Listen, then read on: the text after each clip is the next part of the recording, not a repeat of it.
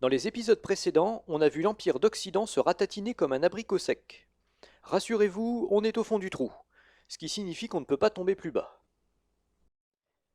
Les Visigoths sont en train de ravager le sud de la Gaule après avoir fait pareil en Italie. Il faut dire que c'est la quatrième fois qu'on les prend pour des imbéciles. L'empereur Honorius ne sait plus par quel bout les prendre. Ce sont les Burgondes qui vont lui montrer la voie. Ils sont en train de pacifier les bords du Rhin, ravis d'avoir un royaume bien à eux. C'est ça la solution, et tant pis si ça fait mal aux popotins. Honorius décide d'offrir aux Visigoths les bords de la Garonne qu'ils viennent de ravager, mais à une condition. Avant ça, ils doivent l'aider à reconquérir l'Espagne. Alors vous allez peut-être les trouver un peu naïfs, mais les Visigoths y croient.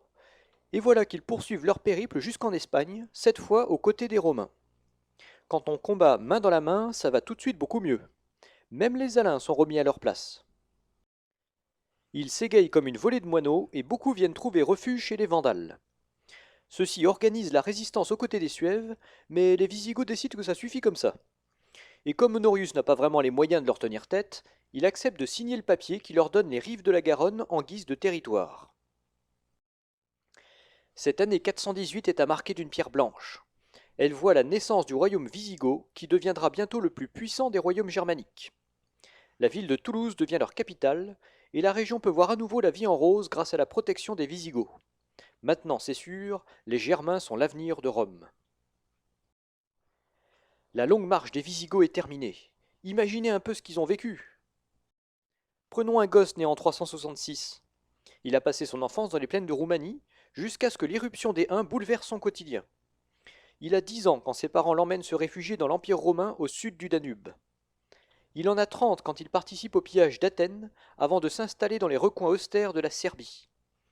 Il a 44 ans au moment de participer au sac de Rome, et à ce moment-là, c'est déjà presque un vieillard. Il accompagne péniblement ses enfants jusqu'en Gaule, puis en Espagne, avant de s'installer à Toulouse à l'âge de 52 ans pour y mourir en paix. Telle est la destinée d'un Wisigoth de cette époque. Après ces années folles, profitons-en pour souffler un peu et prendre du recul. L'Occident est culbuté de partout alors que l'Orient rayonne d'une santé nouvelle. La scission des deux empires lui a fait un bien fou. L'or d'Anatolie et le blé d'Égypte ne viennent plus alimenter les territoires occidentaux à la manière d'une perfusion sanguine. L'Orient s'est détaché de son boulet qui coule à pic. Il peut même reporter son attention contre son meilleur ennemi, l'Empire perse. Un sacré morceau. Le prétexte est maintenant tout trouvé, la religion. Pour un monothéiste, rien n'est pire qu'un autre monothéiste qui ne croit pas dans le bon Dieu. En l'occurrence, la religion des Perses est le zoroastrisme, qui vénère Ahura Mazda à la place de Jésus, représenté par une flamme au lieu d'un cadavre sur une croix. Sacrilège! L'Orient est déjà devenu le défenseur suprême de la chrétienté qui justifie tous les djihad. Il a déjà quelque chose de byzantin en lui. Il faudrait quand même pas trop qu'il épuise ses forces contre les Perses, parce que les Huns sont toujours là, et ils s'apprêtent à réattaquer en force. C'est ce que nous verrons dans le prochain épisode.